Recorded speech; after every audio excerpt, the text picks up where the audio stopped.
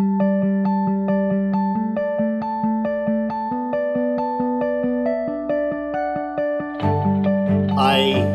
see that we have an opportunity to change the world together. I come here as a clinician primarily. I've been a practicing physician. Actually, I stopped practicing pretty much in 2013. I still occasionally see patients, but pretty rarely these days. I'm a medical educator. I still am a emeritus professor at Dartmouth in New Hampshire. I am an author, an advocate, and have been an active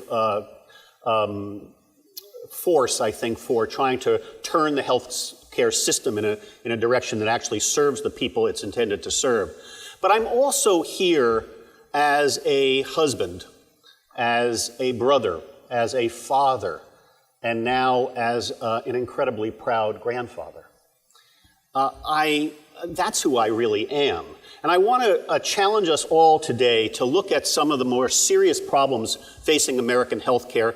And I want to challenge you. I'm going to say some provocative things because I think that we can get through these challenges in a way that is truly historic, but not if we keep thinking in the same ways that we've been thinking. We sort of have been just going down ruts in a road. So I want to challenge us. I am a proud member now of the Providence Health and Services organization, a truly phenomenal organization. I'm also a proud faculty member at Dartmouth. I'm speaking today because I am going to be provocative, first and foremost as an individual, as that husband, father, change agent through all of my career, and hopefully as a colleague of all of you. I have to stay at a high level today and sort of give us a sense of what's possible. I'm going to try to do a really good job so I get invited back to continue this dialogue in future years. I want to start where I think we are, which is in a bit of a crisis. This is a photo I took at the Pacific coast. You've seen this before, tsunami hazard warning, right? In case of earthquake or disaster, go to high ground. Well, I would submit that there are two tidal waves that we're living through, facing us today. One is the silver tsunami, right? The tidal wave of aging. We used to call ourselves baby boomers, but now we're the silver tsunami. I was taught in high school it could never happen. There could never be more older people than younger people on the planet, but it's happening, frankly. The second and related tidal wave is the tidal wave of chronic illness that is rising and is affecting all of us, all of our health systems, all of our communities, right? We invented chronic illness in the 20th century. People used to die quickly of heart failure, boom, you were gone throughout human history. When I was practicing emergency medicine, and I did for almost 15 years, I would admit 2 or 3 people a day with heart failure. Some of them I'd put a tube in their throat and send them to the ICU, but within a few days they were out and back. When I was growing up, kidney failure was a reliably fatal disease, right, condition. Nowadays, we have 2 or 3 renal replacement therapies. Cancer was a subacute diagnosis. Nowadays, 60% or more of people with solid tumors are cured. And those we cannot cure, thankfully, live for many months, sometimes years, and through all of that time, most of that time at least, their quality of life is quite good. The problem is that as we use and apply the miracles that modern medicine has given us to extend life and make life better, it's important to recognize that we have yet to make even one person immortal. Which means that we still have a problem when it comes to taking care of particularly seriously ill people. Now, I'm going to refer to this study multiple times. This is the Crossing the Quality Chasm, published in 2001. The IOM committee that produced this was chaired by none other than Don Berwick. It's an important piece of truth-speaking. Talked hard about the fact that American healthcare, for all of our scientific prowess, has a quality chasm. And in fact, that quality chasm is really deep when it comes to people with serious illness and chronic illness and incurable illness. Right? It's not that we're ill-intended. We in healthcare, certainly clinicians, but all of us in healthcare, want to do the right thing. We actually get close to the patients, the people who are our patients. We love many of our patients. And we think that the worst thing that could happen is that one of them would die. But those of us who've been in healthcare know that there are worse things than having someone you love die. There's having someone you love die badly, suffering as they die. In fact, it's also an area of the highest cost. I just saw an article the other day, 57% of all healthcare costs, Medicare and non-Medicare, all across the board, is consumed by people with 2 or more chronic conditions. Most of them, in fact, are Medicare age. But this is an area where the value equation is upside down. And in fact, the IOM has basically concluded that there's a public health crisis that surrounds serious chronic illness and terminal illness. Nowhere is the quality chasm as deep or as wide as when it comes to patients who go on to die. These same problems, documented in the 2014 Dying in America report by the IOM, looked a lot like the 1997 IOM report called Approaching Death.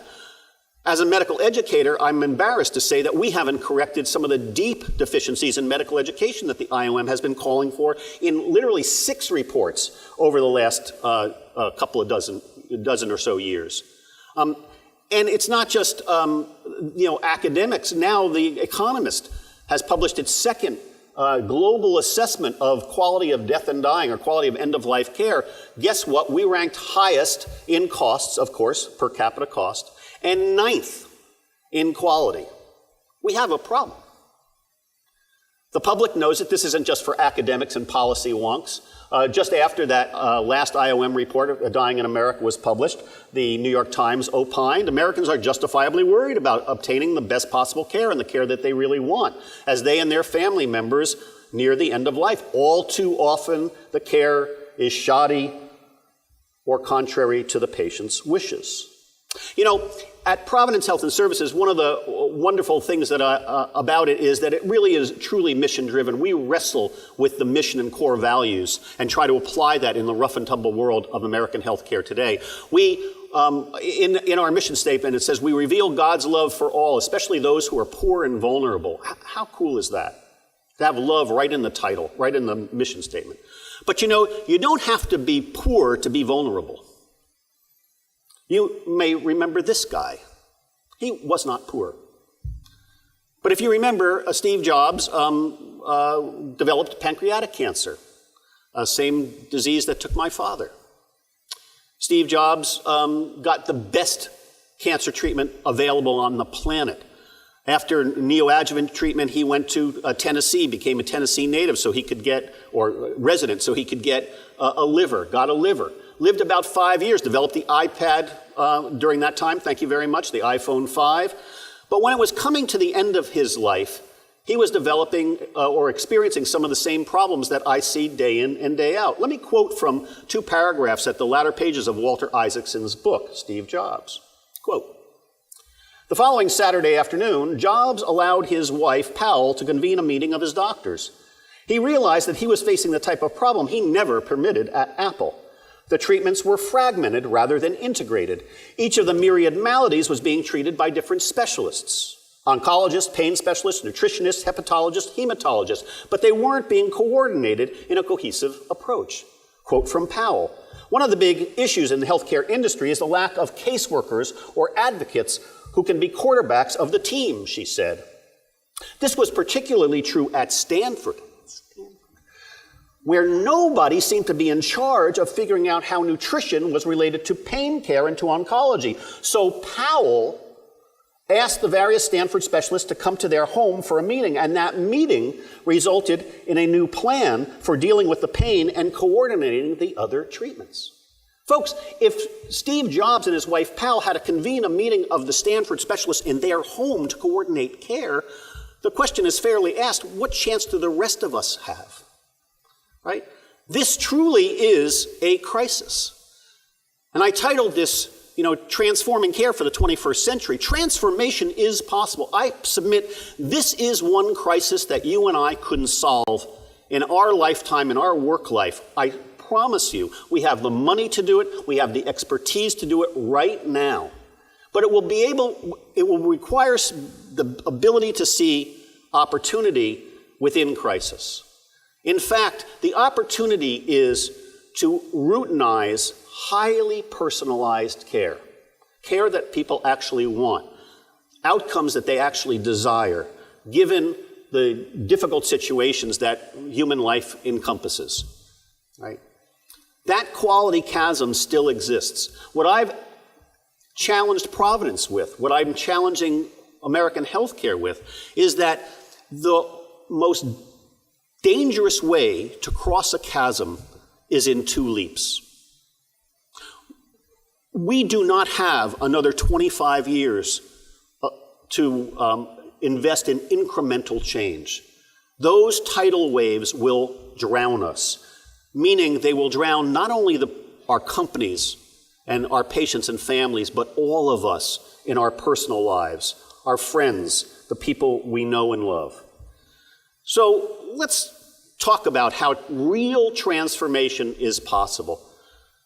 It's not only a policy issue. In fact, policy has an important role to play, but it has to happen within a much larger context. Let me zoom all the way back and say that it requires right understanding and the use of language.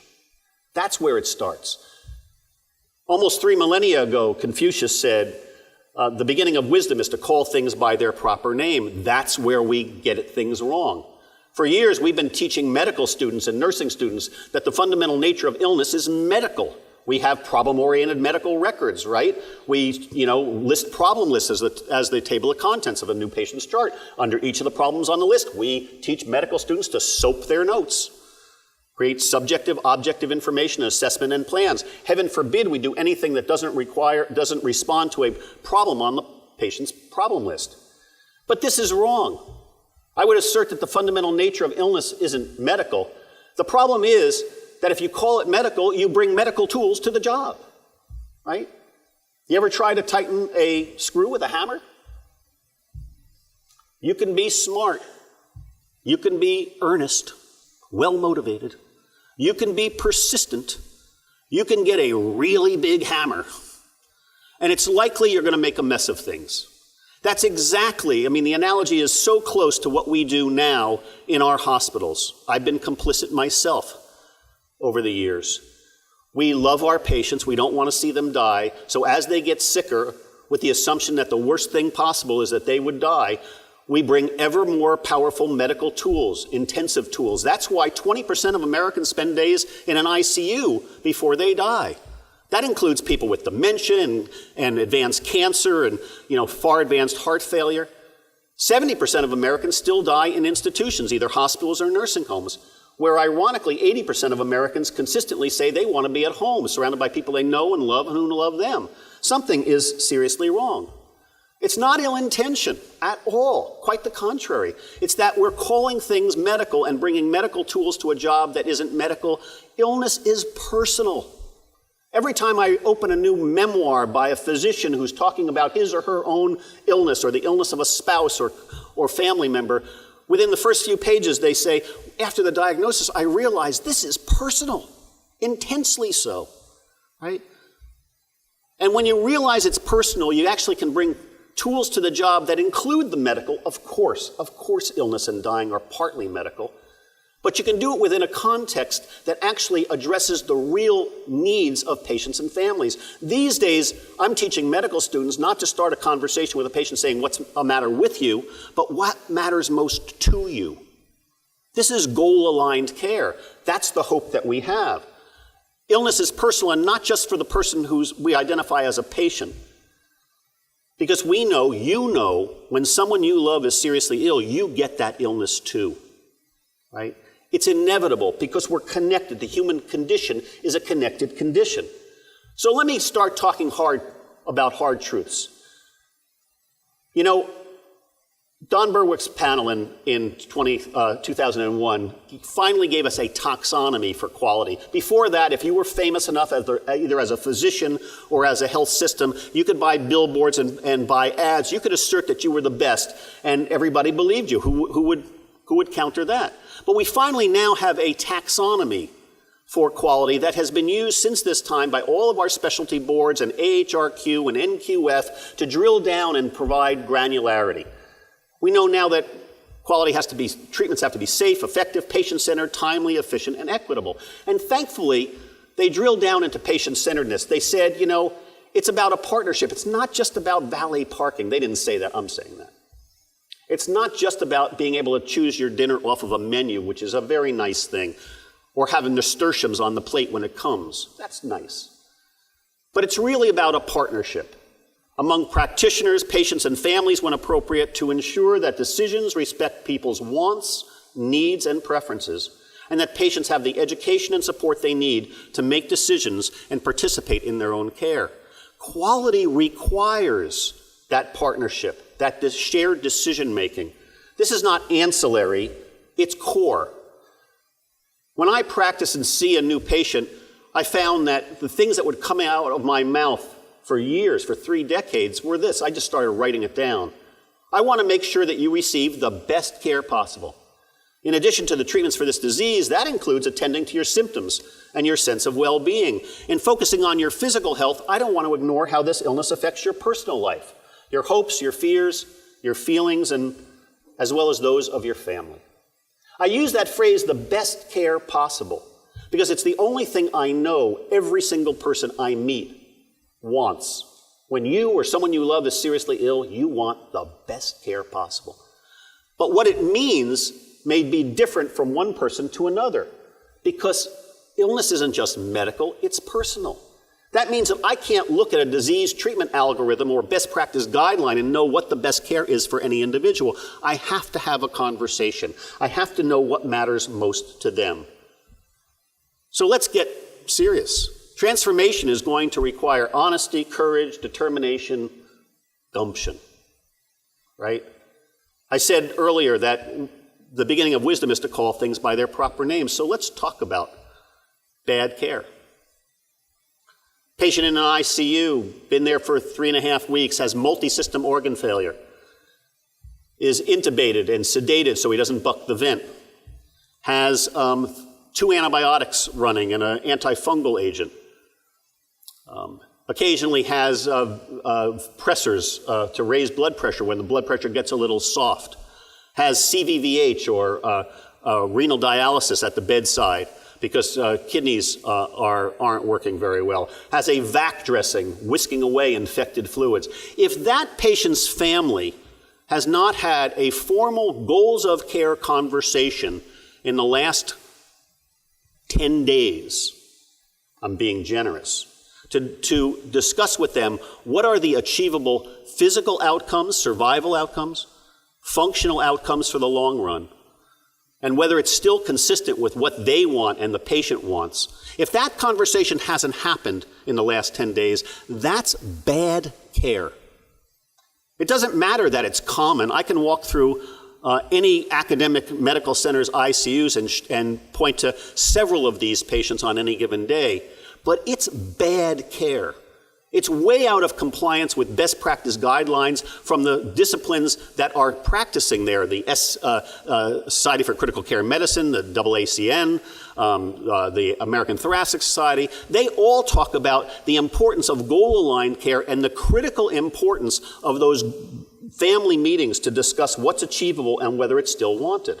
In fact, the IOM, in a sense, gave us a taxonomy for bad care back in 2001. It's care that's unsafe, ineffective, non-patient-centered, untimely, inequitable, or inefficient. Nowadays, we have the Choosing Wisely campaign convened by ABIM, which has asked all the specialty societies to list things that they consider to be unwise or need to be challenged or not used. Because of the being a palliative care doctor these days, my list includes recommending PEG tubes for people with advanced dementia. It doesn't work, doesn't extend their life, doesn't help with decubiti. It just makes their life miserable and medicalizes something that is entirely personal. Multiple fraction radiation treatment for bone metastases. Every study that's looked at this says it's not necessary. A single fraction does as well. It's more costly and it puts people through misery. We can get beyond this, but it's going to require conversations and preparation. Goal-aligned care is the pivot around which we need to transform healthcare. If we're not giving care that people want, why are we doing it? But in America, those conversations are hard to have because it's always too soon until it's too late. I don't want to talk about it. Can't we please talk about something more pleasant? You're probably thinking that now. So those of us who practice in acute care settings sometimes meet people in the ICU or when they're sedated or in extremis. even though many of these patients have been sick for many months, sometimes years. They may have congestive heart failure and been in the hospital multiple times, or COPD with multiple exacerbations, or metastatic cancer, but nobody's had that conversation. Their primary care doctor thinks the cardiologist or the oncologist is having it. The hospital medicine doctor doesn't think it's his or her job because they should be done by the disease line specialist, the cardiologist or whomever, or the primary care doctor. Nobody thinks they have enough time, and it never seems like it's the right day, right? The academics, including myself, think that shared decision-making is the key to excellent care. Now, that's changed a lot in the years that I've been on the planet. I was born in 1951.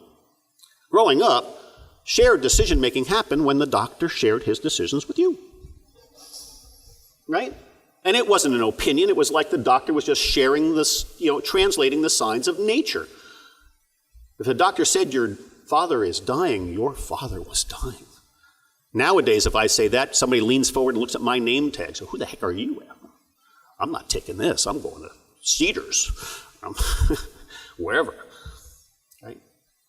These days, we recognize that shared decision-making is about that partnership. Hopefully, we doctors come to the clinical encounter expert in the diagnostics and therapeutics of the patient's condition. But the patients and families are already expert in their personhood. They know what matters to them, what matters most. They know about their values, preferences, and priorities. Together, we can decide what the best care is at each point in time. Now, I'm not going to show you a lot of data today, but I have to show you this one study because I think it's emblematic. So here's a study from my colleagues and friends at Dana-Farber and Mass General.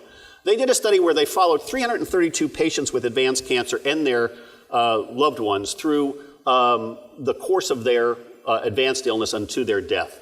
And they analyzed data prospectively around a single question. Have you or your doctor discussed any particular wishes you have about the care you would want to receive if you were dying? For many of these people, it was a single conversation. Scrolling way forward, look what happened in the last week of their lives.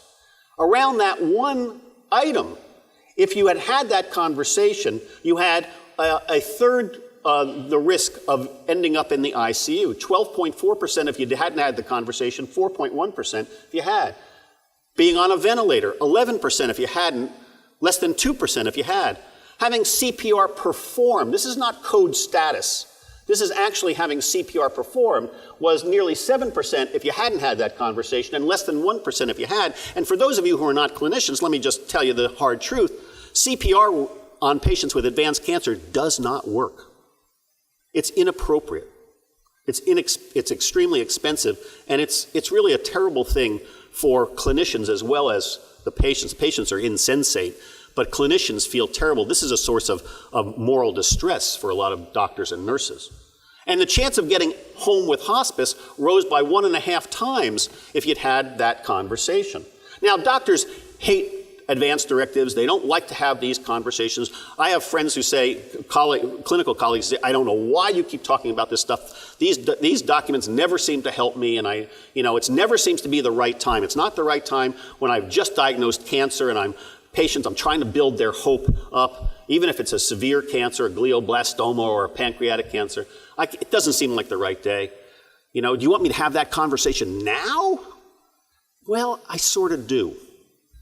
Because it's never the right day. It's always too soon until it's too late. It's not the right day today. It's not the right day when they come back for their first infusion and they're worried about that. It's not the right day and they come to the hospital with neutropenic fever. It's not the right day if we're pre-oping them for surgery. It's always too soon until it's too late. But I can tell you 2 things that you can say to these patients that put a pin in the tension and really normalize having these conversations. The first thing you need to be able to say is, we ask this of everyone. This is not about your condition, your prospect for recovery. This is about our standards of care, because we think that it's important that we have these conversations and that at very least we know who you would want to speak for you, who you trust, in case you weren't able to speak for yourself. The second thing that needs to come out of the doctor's mouth is, I have an advance directive. And so does everyone in my family. If you want to lead the transformation of healthcare, let me say that you need to be able to say that in your own family, to your colleagues, to your patients, to your clients. I have an advance directive, and so does everyone in my family. I have an advance directive not because I have a serious illness, but because I have a family. And I know that if I have a car accident, a head injury, a stroke, my wife and my daughters are going to struggle around the decisions about my treatment and care. I can't stop that, but I can give them clear authority to speak for me so that nobody can challenge that, no ethics committee or judge can challenge that. And I can tell them what I think I would want if I were seriously ill, so that maybe I can lift a little bit of the burden that they're likely to feel as they wrestle with these decisions. I do have an advance directive, and so does every adult in my family. These are my two daughters, taken at a family party in 2005, spring of 2005. They were living apart. One was in college, one was already launched. Anybody remember what was happening in the spring of 2005 in this country? The Terri Schiavo case was happening. The country was convulsing, right? The governor of Florida had just signed a law that had been pushed through the Florida legislature to protect Terri Schiavo from a hospice program, a very good hospice program, that was being picketed by right-to-lifers, alleging that the hospice people were murdering Terri Schiavo at her husband's bequest. The President of the United States was flying from Crawford, Texas, to the White House to sign a bill that hadn't been pushed through Congress. During that spring, each of my daughters, it was in May, we had separate conversations. We're a pretty close family. And during those conversations, each of the daughters separately asked me, Dad, June's coming up, Father's Day's coming up. Anything you want for Father's Day this year? I want you to complete an advance directive. I said, the worst thing I can imagine is that you might be seriously injured or ill and unable to speak for yourself. But frankly, even worse than that, given what's in the news, would be having to deal with an ethics committee or, heaven forbid, a court or, God forbid, the United States Congress, and having to make decisions about your care.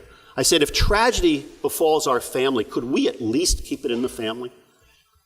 I tell this story to medical students with some frequency, and they often laugh as you did. But think about it, because they think they're immortal, they're in their 20s. Think about it. Quinlan, Cruzan, Schiavo were all healthy young women. No diagnoses until a crisis occurred. And yet these are the cases that have framed our case law. Transformation is possible, but it's going to require understanding how big change happens and how it happens fast. We're living with change. And yet you know as well as I do that it's like trying to redesign a bicycle while you're on it, right? Our health systems are busy, and yet we have to do reform. We have to do redesign. We're changing workflows.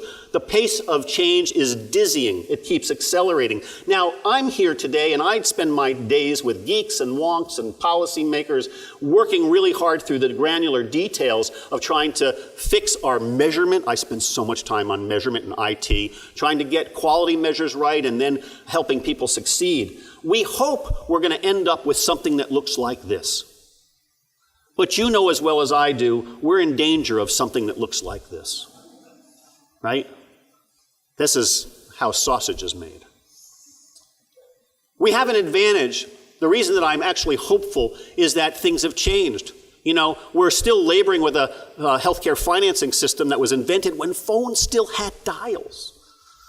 And when healthcare systems were the de facto healthcare system in any community was a doctor's office. Phones no longer have dials. Healthcare is a highly matrixed, highly complex system of systems.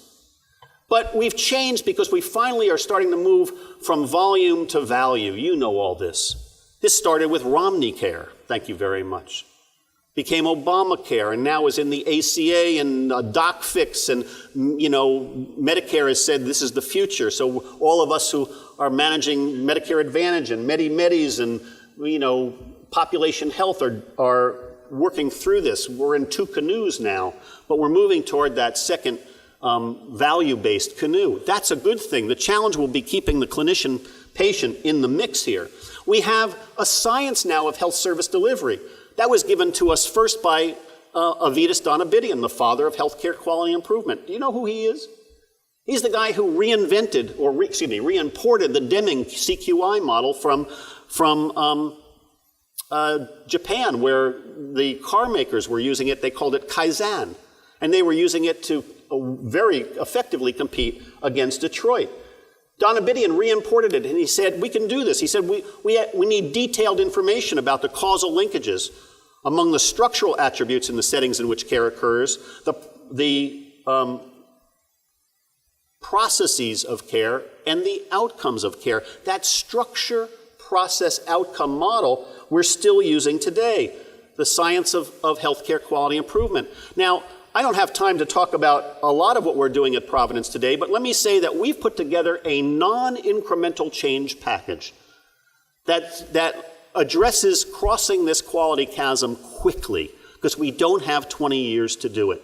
So we have defined standards of quality that include the expectation that care will be goal-aligned, that there will be documentation in the medical record of good faith efforts to elicit and respect the values, preferences, and priorities of the people concerned. Absent that documentation, I don't know whether care is good or bad.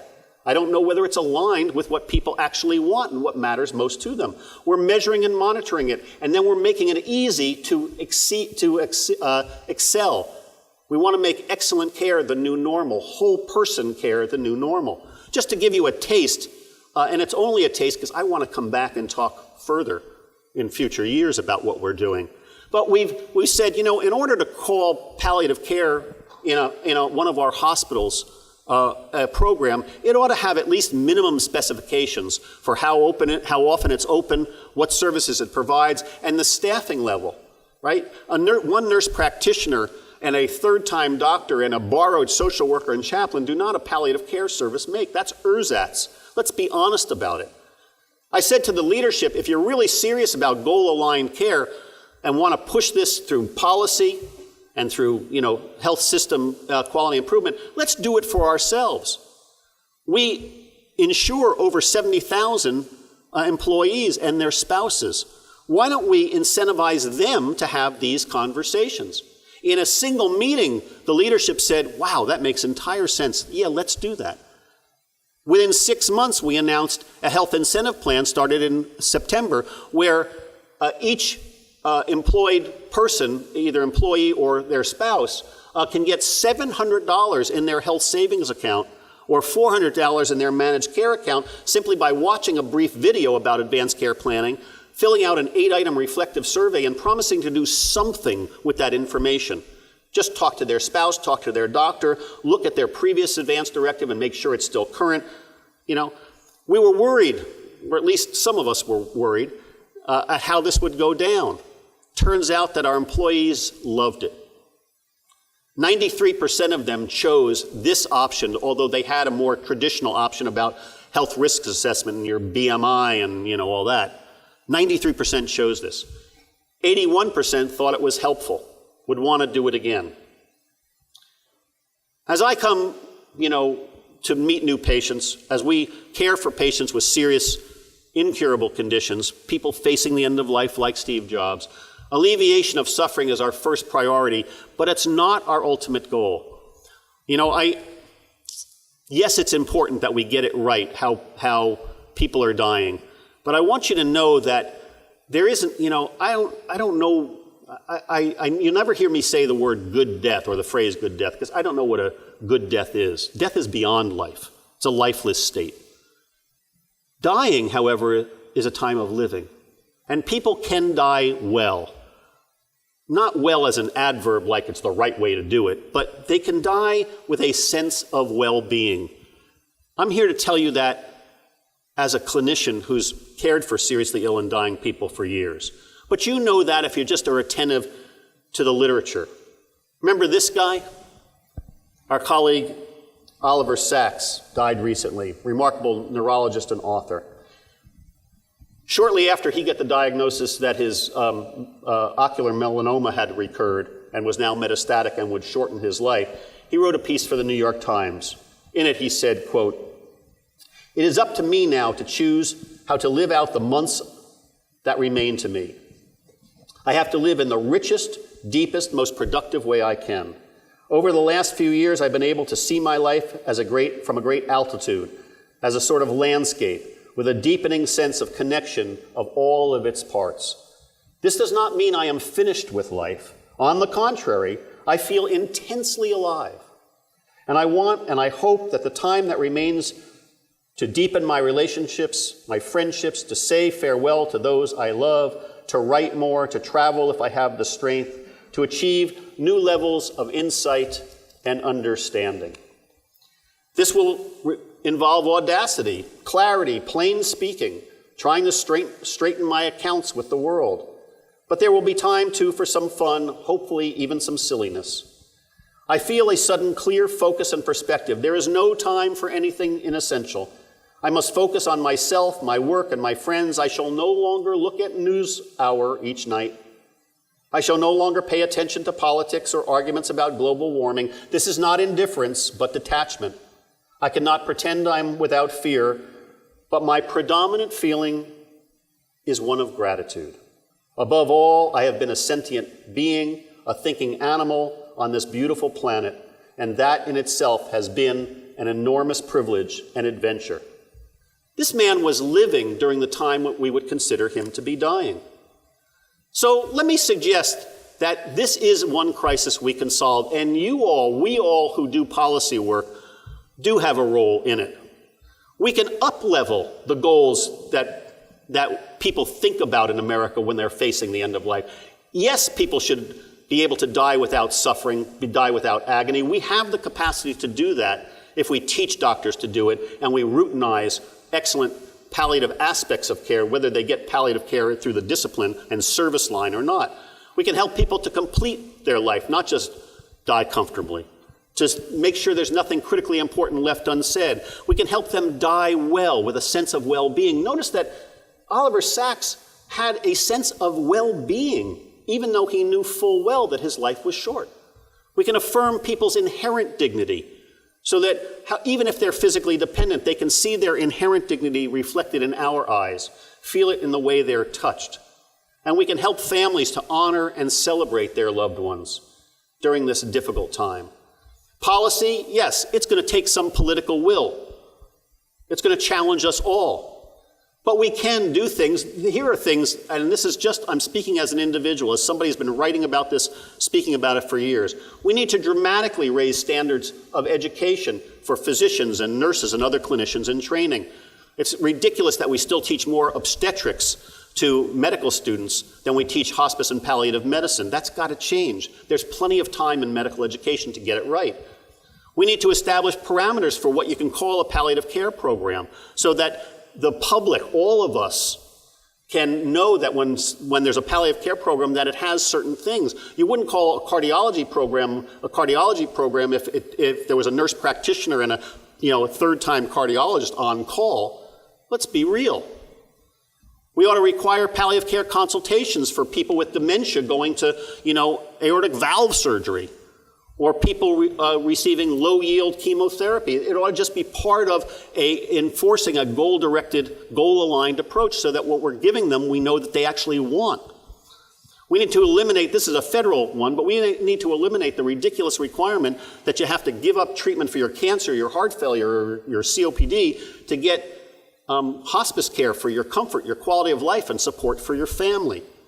SB 1004 came close to this for Medi-Cal patients, but it hasn't been, the regulations have yet to be written. That needs to be accelerated.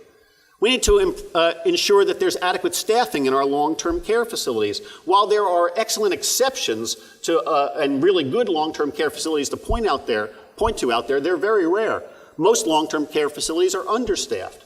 And many long-term care workers, the nurses and particularly the aides, aren't really making a living wage. That's got to change. These people are heroes in America today, and they deserve to be cared for. We need to yank the licenses of the lowest performing nursing homes. Why do the one-star nursing homes continue in existence? They shouldn't have the privilege of caring for our grandparents and our parents. Why don't we just yank it and give new licenses to the excellent models of nursing care that we know are out there, that have been proven effective? The Eden alternatives, the Beatitude models, the greenhouse models. You get it. People are, I'm sure, thinking, well, yeah, but you can't get this through anything. I mean, we're so fractious. There is so much political controversy these days. But remember, what happens when a disaster strikes. When a natural disaster strikes, we come together. This is where I grew up in New Jersey. You can probably hear it from the pace of my talk. I grew up in Asbury Park, New Jersey.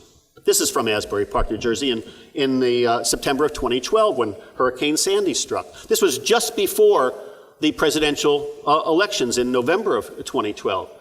But we saw people come together, get into the raft. People didn't ask, well, who are you voting for before you get into the raft?